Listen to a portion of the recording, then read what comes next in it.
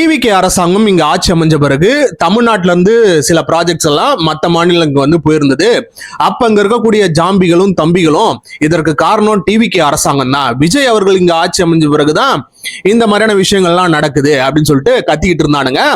இப்ப அதே டிவிகே அரசாங்கம் வெற்றி இன்வெஸ்ட்மெண்ட் கான்க்ளேவ் அப்படின்னு சொல்லிட்டு 1 லட்சம் கோடிக்கு உண்டான அந்த இன்வெஸ்ட்மெண்ட்டை தமிழ்நாட்டுக்கு கொண்டு வந்திருக்காங்க. இதற்கு காரணமும் டிவிகே தானே, அவங்க தானே இதை கொண்டு வந்தாங்க அப்படின்னு நம்ம சொன்னாக்கா கிடையாது. இதற்கு காரணம் டிவிகே அரசாங்கம் கிடையாது, டிஎம்கே தான். போன ஆட்சியில அவங்க பண்ண அந்த முன்னெடுப்புனாலதான் இப்ப இந்த இன்வெஸ்ட்மெண்ட்லாம் வந்திருக்கு அப்படின்னு சொல்லிட்டு கம்பு சுத்திக்கிட்டு இருக்கானுங்க. அதுலயும் நம்ம ஒரு கேள்வி கேட்கிறோம், அப்ப மக்கள்லாம் வந்து மறுபடியும் டிஎம்கேக்கு ஓட்டு போட்டு அவங்களே திரும்பி ஆட்சிக்கு இங்க வர வச்சிருந்துருக்கலாமே, ஏன் டிவிகேக்கு ஓட்டு போட்டாங்க அப்படின்னு கேட்டாக்கா அதுக்கு வந்து பதிலே கிடையாது. ஆனா நம்ம வந்து விடுவோமா? அதற்கு உண்டான ஆன்சர்ஸையும் இந்த வெற்றி இன்வெஸ்ட்மெண்ட் கான்க்ளேவ்ல எந்த மாதிரியான விஷயங்கள்லாம் டிவிகே இங்க வந்து கொண்டு வந்திருக்காங்க, என்ன மாதிரியான இம்பார்ட்டன்டான விஷயங்கள்லாம் நடந்தது, அதற்கு பின்னாடி இருக்கக்கூடிய காரணங்கள் என்ன, இந்த ஆட்சி மாற்றத்துக்கும் இந்த இன்வெஸ்ட்மெண்ட்டுக்குமே ஒரு மிகப்பெரிய தொடர்பு இருக்கு. அது எல்லாத்தையுமே அதுல இருக்கக்கூடிய அந்த சீக்ரெட் எல்லாத்தையுமே வந்து நம்ம வந்து உடைக்க போறோம். மறக்காம இந்த வீடியோவை ஃபுல்லா பாருங்க. இதன் மூலியமா உங்களுக்கு ஒரு ஐடியா கிடைக்க சான்ஸ் அதிகமாவே இருக்கு. இது விஷயம். ரெண்டாவது வந்து பாத்தீங்கன்னா இந்த இபி பிரச்சனை தொடர்ந்து போய்கிட்டே இருக்கு. அது வந்து நின்னபாடே கிடையாது. அந்த மாதிரிதான் சீரியல் நடிகைன்னு நினைக்கிறேன், அவங்க ஒரு வீடியோ போட போக டான்ஜென்கோல இருந்து இங்க இருக்கக்கூடிய மக்கள் எல்லாருமே எடுத்து வச்சு பொழந்துட்டாங்க. இப்ப அந்த வீடியோக்காக அவங்க ஒரு எக்ஸ்பிளனேஷன் வீடியோ மாதிரி விட்டுருக்காங்க. அதுல சில விஷயங்களை எக்ஸ்போஸ் பண்றேன்னு சொல்லிட்டு எக்ஸ்போஸ் பண்ணிருக்காங்க. யார? அவங்களே தான் அவங்க எக்ஸ்போஸ் பண்ணிருக்காங்க. சோ இதெல்லாம் குறிச்சு தான் இந்த வீடியோல நம்ம பார்க்க போறோம். Once again welcome back to OG politics.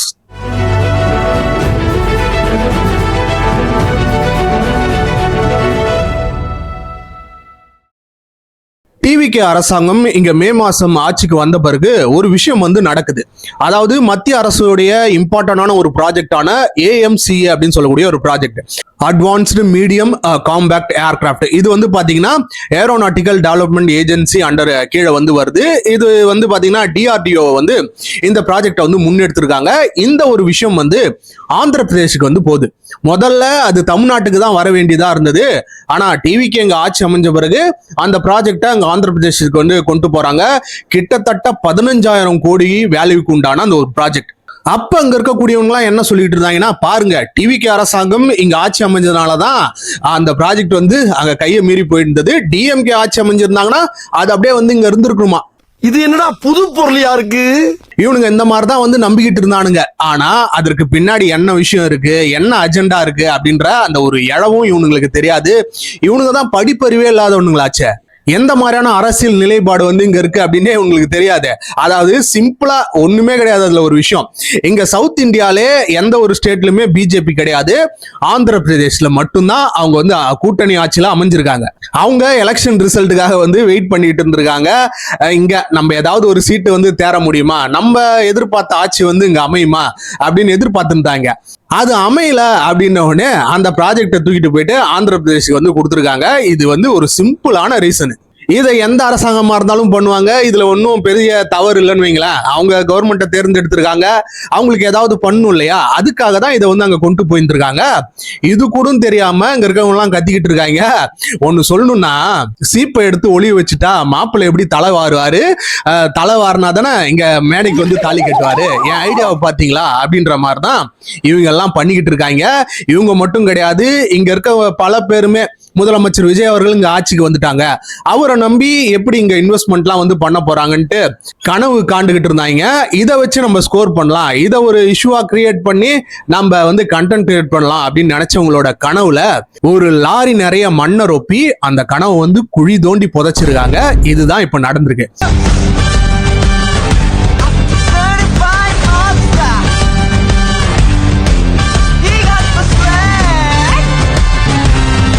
அதாவது ஒரு இம்பார்ட்டன்டான இன்வெஸ்ட்மெண்ட் கேம்பெயினை வந்து டிவிகே வெற்றிகரமா நடத்தி முடிச்சிருக்காங்க. கிட்டத்தட்ட 1 லட்சம் கோடிக்கு மேலான இன்வெஸ்ட்மெண்ட்டை இங்க தமிழ்நாட்டுக்கு கொண்டு வர பாக்குறாங்க. இன்வெஸ்ட்மெண்ட் வராதுக்கு காரணம் டிவிகே தான் அப்படின்னு சொல்லிட்டு இருந்தவங்களா இப்ப இன்வெஸ்ட்மெண்ட் வந்த பிறகு இதற்கு காரணம் டிவிகே கிடையாது, டிஎம்கே அப்படின்னு சொல்லிட்டு இருக்கானுங்க. அப்ப நம்ம ஒரு கேள்வி எழுப்புறோம், அப்ப மக்கள் வந்து மறுபடியும் டிஎம்கேவே தேர்ந்தெடுத்திருக்கலாமே, ஏன் வந்து டிவிகே அரசாங்கத்தை இங்க தேர்ந்தெடுத்திருக்காங்க அப்படின்னு சொன்னாக்கா வழக்கம் போலதான் இவனுங்க கிட்ட எல்லாம் இந்த பதிலே எதிர்பார்க்க முடியாது. ஆனா அதற்குண்டான ஆன்சரை இந்த வீடியோல நம்ம வந்து பார்க்க போறோம், கடைசி வரைக்கும் பாருங்க. அதற்கு முன்னாடி இந்த வெற்றி இன்வெஸ்ட்மெண்ட் கான்க்ளேவ்ல எந்த மாதிரியான விஷயங்கள்லாம் இங்க டிவிகே அரசாங்கம் கொண்டு வந்திருக்காங்க அப்படின்ற அந்த இம்பார்ட்டன்டான நியூஸை மட்டும் நம்ம ரொம்ப ஷார்ட்டா பார்த்துருவோம். ஏன்னா எல்லாத்தையும் பார்த்தோம்னா அதுக்கே வந்து ஒரு 2 hour ஆயிடும் அந்த வீடியோ. சோ இப்ப இந்த வெற்றி கான்க்ளேவோட இம்பார்ட்டன்டான அப்ஜெக்டிவ் என்னன்னு பாத்தீங்கன்னா, தமிழ்நாட்டை வருகின்ற 2036க்குள்ளார 1.5 trillion எக்கனாமியா வந்து மாத்தணும். இந்தியாவிலே one of the highest economical ஜோனா வந்து இந்த தமிழ்நாட்டை வந்து மாத்தணும். அதுதான் இந்த ப்ராஜெக்டோட அல்டிமேட் எய்மா வந்து டிவிகே அரசாங்கம் வச்சிருக்காங்க. Ports and airports.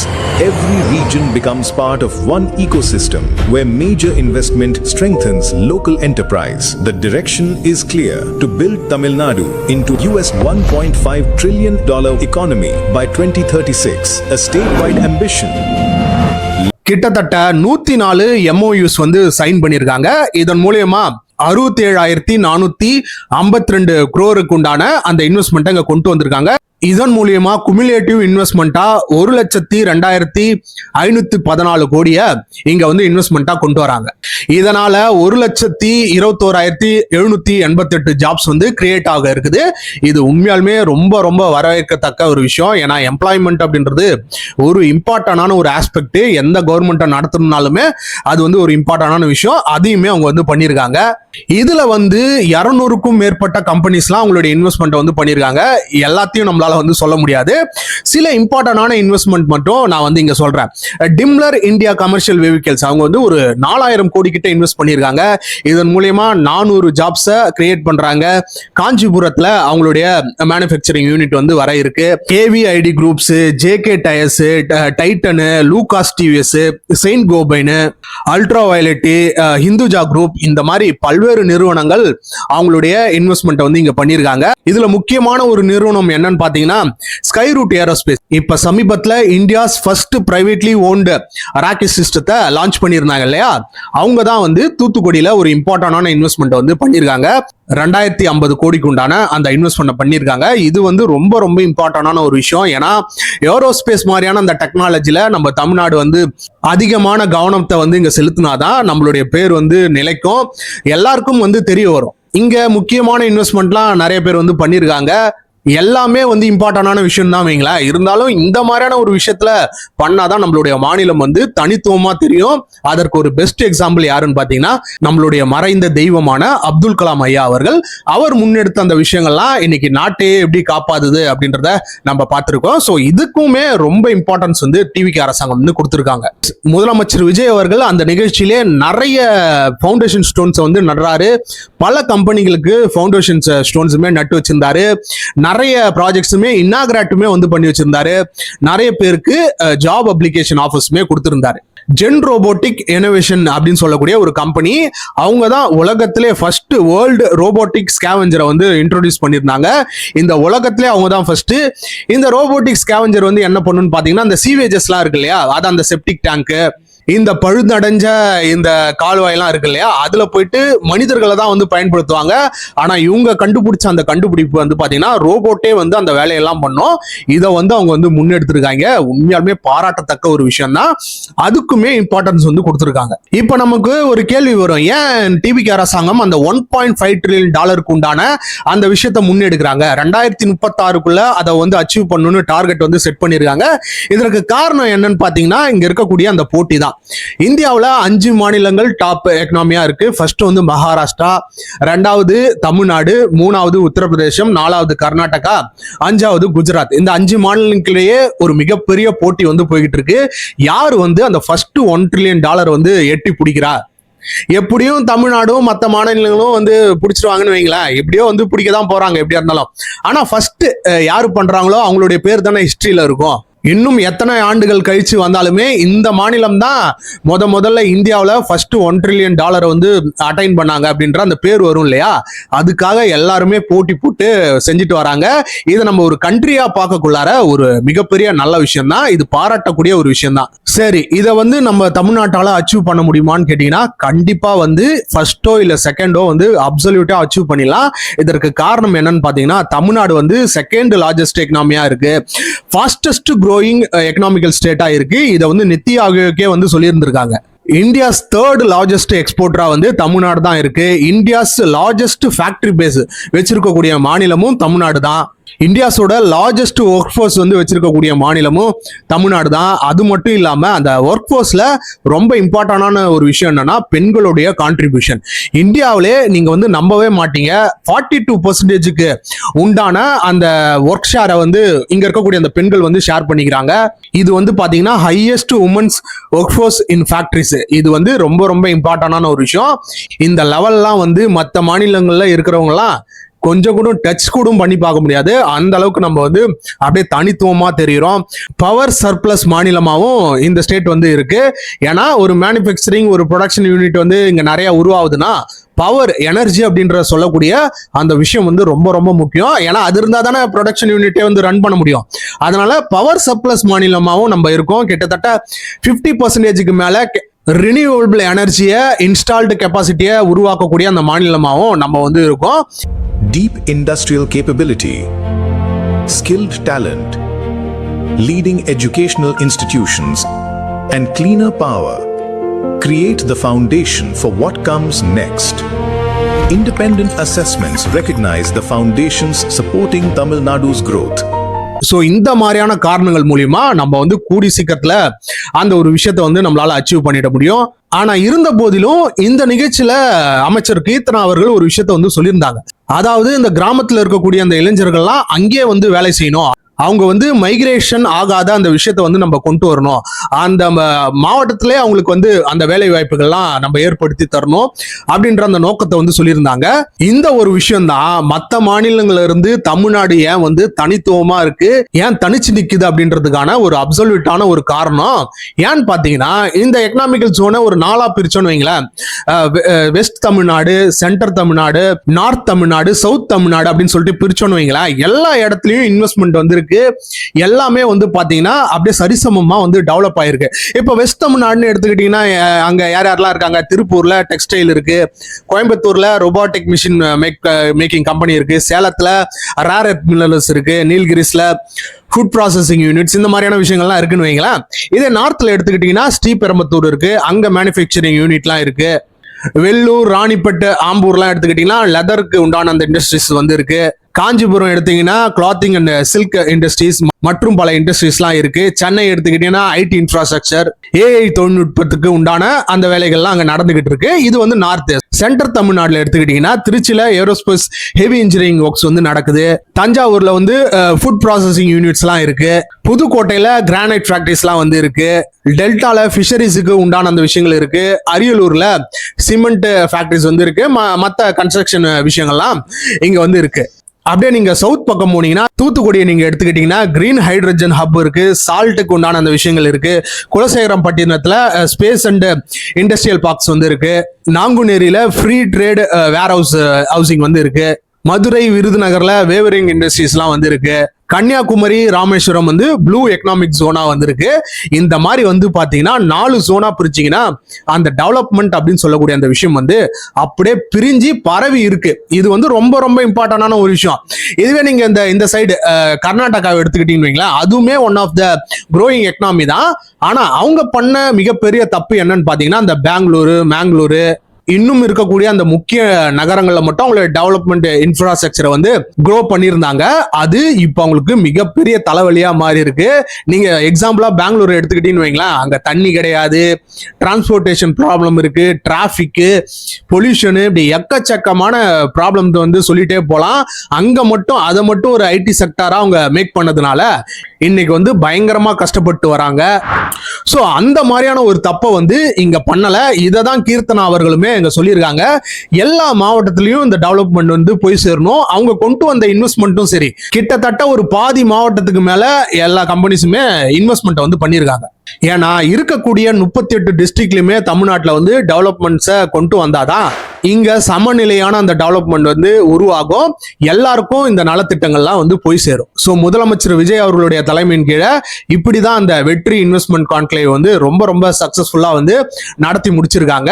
Minister of Tamil Nadu is today inaugurating buildings and projects worth rupees 777.74 crore, marking a significant milestone in the progress of the Industries Department, which is committed to strengthening the state's economy through the establishment of modern industrial parks across Tamil Nadu. சரி, இதற்கு காரணம் வந்து TVK அரசாங்கம் தான் அப்படின்னு சொல்லிட்டு பெருமூச்சு விட்டா அங்கிருந்து ஒரு குரல் கேக்குது. இதற்கு காரணம் வந்து யாருன்னு பாத்தீங்கன்னா டிவிகே கிடையாது, டிஎம்கே தான். அவங்க போன ஆட்சியில என்ன மாதிரியான விஷயங்கள்லாம் முன்னெடுத்தாங்களோ அதன் மூலியமா தான் இந்த இன்வெஸ்ட்மெண்ட் வந்து வந்திருக்கு அப்படின்னு சொல்லிட்டு கதறிட்டு இருக்கானுங்க. நம்ம அப்போ ஒரு கேள்வியை கேட்கிறோம், அப்ப மக்கள் திரும்பியும் டிஎம்கே வந்து ஓட்டு போட்டு இருந்திருக்கலாமே, ஏன் இங்க டிவிகே ஆட்சியை வர வைக்கணும் அப்படின்னு சொன்னா அதற்கு உண்டான பதில் வந்து அவனுங்க கிட்டதான் எப்பயுமே இருக்காது. ஆனா நம்ம சொல்லுவோம், ஏன் வந்து மக்கள் இங்க டிவிகே ஆட்சியை இங்க கொண்டு வந்திருக்காங்கன்னா அதற்கு காரணமும் டிஎம்கே தான். நல்லா கவனிச்சு பாத்தீங்கன்னா ஒரு விஷயம் வந்து நமக்கு வந்து புரிய வரும். இங்க முதலமைச்சர் விஜய் அவர்கள் எலெக்ஷன் கேம்பெயினிங் அப்பவே வந்து சொல்லியிருந்திருப்பாங்க, நான் மக்களுடைய பணத்தை ₹1 கூட தொட மாட்டேன், அதற்கு உண்டான தேவை எனக்கு கிடையாது, நான் ஏற்கனவே பணக்காரனா தான் இருக்கேன், எனக்கு ஏன் தேவை இருக்க போது, என்னுடைய கேபினெட்ல இருக்கிறவங்களையும் தொட விட மாட்டேன், நீங்க தைரியமா வந்து வாக்களிக்கலாம், ஒரு மாற்றத்தை இங்க கொண்டு வந்தீங்கன்னா இங்க என்ன மாதிரியான விஷயங்கள்லாம் இருக்கு அப்படின்றத நான் கிளியரா எக்ஸ்போஸ் பண்ணிடுவேன் அப்படின்ற மாதிரிதான் அவருடைய எலெக்ஷன் கேம்பெயின்லயே வந்து சொல்லியிருந்தாங்க. இதுதான் இங்க ஆட்சி மாற்றம் ஏற்படக்கூடிய ஒரு இம்பார்ட்டன்டான ஒரு விஷயம். ஏன்னு பாத்தீங்கன்னா இங்க எந்த கம்பெனி வந்தாலுமே அவங்களுடைய மேனுஃபேக்சரிங் யூனிட்டை, ப்ரொடக்ஷன் யூனிட்டை இங்க உருவாக்கணும்னாலுமே ஒரு சர்டன் அமௌண்ட்டை வந்து எங்க ஆளுங்கட்சியில இருக்கக்கூடியவங்களுக்கு தந்தே ஆகணும். அது வந்து ஒரு எழுதப்படாத ஒரு விதின்னு வைங்களேன். அதான் போன ஆட்சியில கலெக்ஷன், கமிஷன், கரப்ஷன் இந்த மாதிரியான விஷயங்கள்லாம் நடந்துகிட்டு இருந்தது.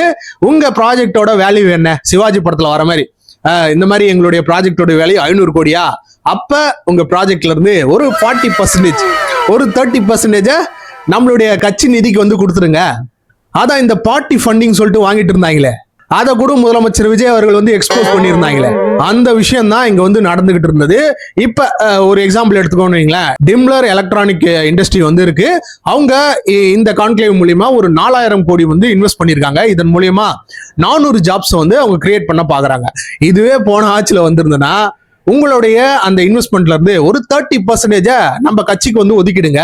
4000ல 30% என்னது, 1200 கோடி. இந்த 1200 கோடி இந்த ப்ராஜெக்ட் வேல்யூவோட சேர்ந்துச்சுன்னா 4000 கோடியா இருக்கக்கூடிய இந்த ப்ராஜெக்டோட வேல்யூ 5200 கோடியா மாறிடும். சோ இந்த மாதிரியான விஷயங்கள்லாம் பண்ணிட்டு இருந்தாங்க. இது மிகப்பெரிய தலைவலியா இருந்தது இங்க இருக்கக்கூடிய அந்த நிறுவனங்களுக்குமே.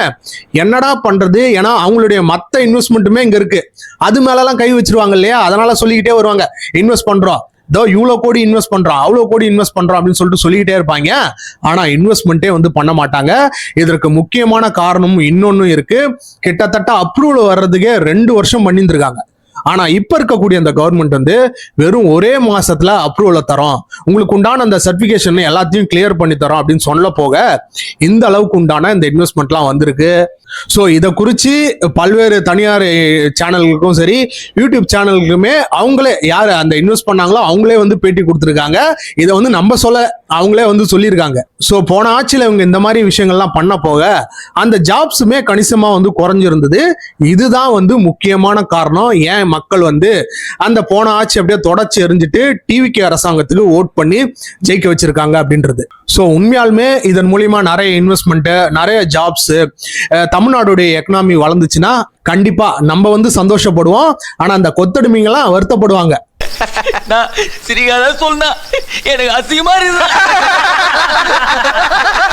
சரி, அந்த விஷயத்த அப்படியே ஓரம் தூக்கி வச்சுட்டு இப்ப நம்ம இன்னொரு விஷயத்துக்கு வருவோம். இந்த ஈபி பிரச்சனை தமிழ்நாட்டில எந்த பிரச்சனை முடிஞ்சாலும் சரி, இந்த ஈபி பிரச்சனை மட்டும் முடியாது போல அந்த மாதிரிதான் தொடர்ந்து நடந்துகிட்டே இருக்கு. ஒரு சீரியல் நடிகைன்னு நினைக்கிறேன், அவங்க வந்து ஒரு ரீல்ஸை வந்து ஷேர் பண்ணியிருந்திருக்காங்க. நானே வந்து டிவிக்கு ஆதரவாளராக தான் இருந்தேன், நானே வந்து அவங்களுக்கு ஓட்டு போடணும்னு தான் சப்போர்ட் பண்ணி பேசிக்கிட்டு இருந்தேன். ஆனா இப்போ வந்து அதை வாபஸ் வாங்கிக்கிறேன், ஏன்னா என்னுடைய வீட்டுக்கு வந்து கரண்ட் பில் வந்து எக்கச்சக்கமா எகிரி இருக்கு. இதற்கு காரணம் யாருன்னு பாத்தீங்கன்னா விஜய் அவர்கள் தான், டிவிக்கு ஆட்சி தான். தயவு செய்து நீங்க என்ன பண்ணுங்க, அந்த 200 யூனிட் இலவச மின்சார திட்டத்தை நீக்கிட்டு பழையபடியே கொண்டு வாங்க அப்படின்னு சொல்லிட்டு கத்தியிருக்காங்க. எல்லாரும் போட்டு பொளந்துட்டாங்க. எங்க தளபதி எங்க அண்ணனோட முதல் கையெழுத்து என்னது? 200 யூனிட் ஈபி ஃப்ரீ. இப்போ நீங்க எல்லாரும் என்ன இந்த வீடியோவை நான் தான் ஃபர்ஸ்ட் அப்லோட் பண்ணேன், அதுக்குள்ள நான் சாரி கேட்கிறேன். ஆல்மோஸ்ட் 2-3 மந்த்ஸா நம்ம சாமானிய மக்களுக்கு அவங்களோட ஈபி பில் அவ்வளோ அதிகமா வந்துட்டே இருந்து அடின்னா அடி, அந்த அளவுக்கு அடி. டான்ஜென்கோ அவங்களே வந்து பாத்தீங்கன்னா அவங்களுடைய அபிஷியல் பேஜ்ல சொல்லியிருக்காங்க, இந்த மாதிரி வருகின்ற அந்த வதந்திகள் எல்லாத்தையும் நம்பாதீங்க, அதற்குண்டான விஷயங்களை நாங்க முன்னெடுத்துட்டு வரோம். கடந்த மாசத்துல மட்டும் 60,92,000 பேர் வந்து இந்த திட்டத்துல இணைஞ்சிருக்காங்க. கிட்டத்தட்ட 1,42,00,000 பேர் வந்து இதுவரைக்கும் இந்த திட்டத்தின் மூலயமா வந்து பயனடைஞ்சிருக்காங்க. சோ அதனால இதெல்லாம் நம்பாதீங்க அப்படின்னு சொல்லிட்டு போட்டு பொளந்துட்டாங்க. இதனால அவங்களுடைய தரப்புல இருந்து எக்ஸ்பிளனேஷன் வீடியோ வந்து போட்டு இருந்திருக்காங்க. பாருங்க, நாங்க வந்து ரொம்ப இன்னோசன்ட், நாங்க வந்து இதை வந்து வேணும்னே பண்ணல, ஜஸ்ட் எங்களுக்கு நடந்ததை சொல்றோம், அதுல இருக்கக்கூடிய விஷயங்களை எக்ஸ்போஸ் பண்றோம்னு சொல்லிட்டு பயங்கரமா எக்ஸ்போஸ் ஆகியிருக்காங்க. ஒரு பழைய அவங்க மாதிரியே வைங்க அந்த மாதிரி மீன் பண்ணல. அண்ட் நீங்க அந்த 200 யூனிட்ஸ் ஃப்ரீன்னு சொன்னதை எடுத்துட்டு இதுக்கு முன்னாடி கரண்ட் பில் எப்படி வந்ததோ அதே மாதிரி நார்மலா கொடுத்தாலே மக்கள் எல்லாருக்குமே ரொம்பவே ஹெல்ப்ஃபுல்லா இருக்கும். ஒரு பழைய அவங்க மாதிரியே வைங்க அந்த மாதிரி மீன் பண்ணல. மாட்டிக்கிட்ட பங்கு. ஆக்சுவலி என்ன நடந்ததுன்னா, அந்த வீடியோ ஃபுல்லா பாத்தீங்கன்னா அதுல ஒரு ஸ்கிரீன்ஷாட்டை காட்டுறாங்க. அவங்க 2024 இருந்து எப்படி கரண்ட் பில்லை வந்து கட்டிட்டு வந்திருக்காங்க அப்படின்ற அந்த ஸ்கிரீன்ஷாட் தான் 2026 வரைக்கும் அவங்க எவ்வளவு கரண்ட் பில் கட்டியிருக்காங்க அப்படின்றத காட்டுறாங்க.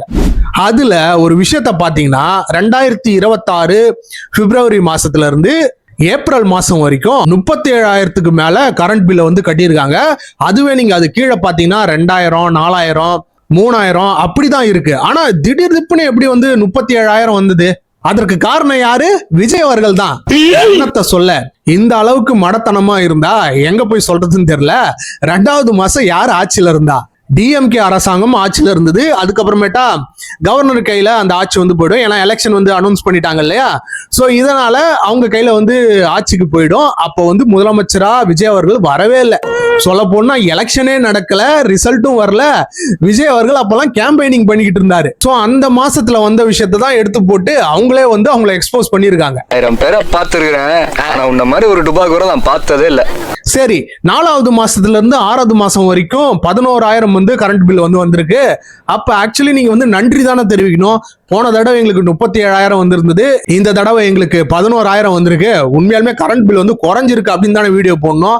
ஆனா அதை விட்டுட்டு இவங்க வந்து தேவையில்லாம வந்து கத்திக்கிட்டு இருக்காங்க. அதுக்கப்புறமேட்டா எடுத்து பார்த்தாதான் இவங்க யாரு, இவங்க எப்படிப்பட்டவங்க அப்படின்றத நம்மளுடைய ஆட்கள்லாம் எடுத்து போட்டுட்டாங்க.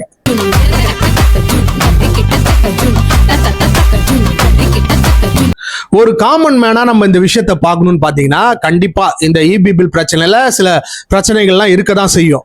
அதற்குண்டான சரிபாத்துல இந்த மின்துறை அமைச்சகம் வந்து பண்ணிக்கிட்டே வராங்க. தொடர்ந்து மக்களுக்கு இந்த நலத்திட்டம் வந்து போய் சேரணுன்ற அந்த விஷயத்தை வந்து முன்னெடுத்துட்டு வராங்க. கண்டிப்பா அதுல சில குளறுபடிகள்லாம் இருக்கதான் செய்யணும் வைங்களேன். போக போக அது வந்து சரியாயிடும். கடந்த 2-3 மாசத்துல ஹையஸ்டா கரண்ட் பில் வந்திருக்கும். ஏன்னு பாத்தீங்கன்னா சம்மர் அந்த லெவலுக்கு இருந்தது, எந்த வருஷமும் இல்லாத அளவுக்கு சம்மர் வந்து பீக்ல இருந்தது. அதனால எல்லாருமே ஏசி, ஃபேன்ஸ் அதெல்லாம் யூஸ் பண்ணியிருப்பாங்க. இது வர்றதுன்றது ரொம்ப நார்மலான ஒரு விஷயம் தான். போக போக அது அப்படியே வந்து சரியாயிடும். எல்லாருக்குமே வந்து அந்த நலத்திட்டம் வந்து போய் சேர்ந்துரும். அதை புரிஞ்சுக்காம இவங்கெல்லாம் கத்திக்கிட்டு இருந்தாங்க. போன ஆட்சி நடக்கக்குள்ள இவங்கெல்லாம் எங்க போயிருந்தாங்க? அதாவது மகளிர் உரிமை தொகை அப்படின்ற ஒரு திட்டத்தை வந்து அனௌன்ஸ் பண்ணியிருந்தாங்க. 2021 டிஎம்கே ஆட்சி வந்து வருது. ஆனா அதை எப்ப கொண்டு வராங்கன்றீங்க? 2023 செப்டம்பர் 15ஆம் தேதி தான் அந்த திட்டத்தையே வந்து இங்க கொண்டு வராங்க, அமல்படுத்துறாங்க. கிட்டத்தட்ட 23 மாசம் ஆட்சிக்கு வந்த பிறகு 23 மாசம் கழிச்சு அந்த விஷயத்தை அமல்படுத்துறாங்க. அப்பெல்லாம் பொறுமையா இருந்தவங்க தான் இன்னைக்கு வந்து பாத்தீங்கன்னா இந்த டிவிக்கு அரசாங்கத்தை 3 மாசம் வந்த பிறகே கேள்வி கேட்கறாங்க. கண்டிப்பா அவங்க கேள்வி கேட்கறதுக்கு எல்லா உரிமையும் அவங்களுக்கு வந்து இருக்கு, அதை வந்து நம்ம தப்பே சொல்ல முடியாது. ஆனா அதற்கு பின்னாடி ஒரு அஜெண்டாவை வச்சுக்கிட்டு, ஒரு ப்ராபகண்டாவை வச்சுட்டு வந்தீங்கன்னா போட்டிருக்கான் ராங் நம்பர்லாம் சாரி சொல்லிட்டு வச்சிட வேண்டியதானே? அதானே உலக வழக்கம். அதை விட்டு 50 பேர் சேர்ந்த ஆட்டோல வந்து என் கட்சிக்காரன் அந்த ஸ்பாட்ல வச்சு துவச்சிருக்கீங்க நீங்க. மாப்பிள இவன் தான் எங்கேயோ செமத்தியா வாங்கியிருக்கான். இந்த மாதிரிதான் பொல அடி வந்து வாங்கணும். இங்க இருக்கவங்கலாம் சும்மா விட மாட்டாங்க. தயவு செய்து இந்த மாதிரியான லூஸ் ஸ்டாக்லாம் விட வேணாம். ஏன்னா 200 யூனிட் மின்சாரத்தை இலவசத்தை வந்து ரத்து பண்ணிடணுமா. உங்களுக்கு தேவையில்லைன்னா நீங்க வந்து ஃபுல் கரண்ட் பில்லும் கட்டிட்டு போங்க, போயிட்டு இபி ஆபீஸ்ல நாங்க எக்ஸ்ட்ரா கட்டுறோம்னு சொல்லுங்க. ஆனா மத்தவங்களுக்கு கொடுக்கக்கூடிய அந்த இலவசத்தெல்லாம் தரக்கூடாது அப்படின்னு சொல்லக்கூடிய அந்த உரிமைலாம் இவங்களுக்கெல்லாம் கிடையாது அப்படின்னு சொல்லிக்கொண்டு இந்த வீடியோ வந்து நம்ம முடிச்சுக்கிறோம். இந்த ஒரு வீடியோல நம்ம தமிழ்நாடு எக்கனாமிக் உண்டான ஒரு இம்பார்ட்டன்டான விஷயத்தெல்லாம் நம்ம பார்த்திருந்தோம். அதற்கு பின்னாடி இருக்கக்கூடிய அந்த காரணங்களையும் டீட்டெயிலா வந்து நம்ம அனலைஸ் வந்து பண்ணியிருந்தோம். ஸோ மறக்காம இந்த வீடியோ வந்து சப்போர்ட் பண்ணுங்க, மற்ற நபர்களுக்கும் ஷேர் பண்ணுங்க. உங்களுடைய கண்டினியூவான சப்போர்ட்டை வந்து நம்மளுடைய சேனலுக்கு தாங்க. மறக்காம சப்ஸ்கிரைப் பண்ணிக்கோங்க. ஒன்ஸ் அகைன் தேங்க்ஸ் ஃபார் வாட்சிங் OG Politics.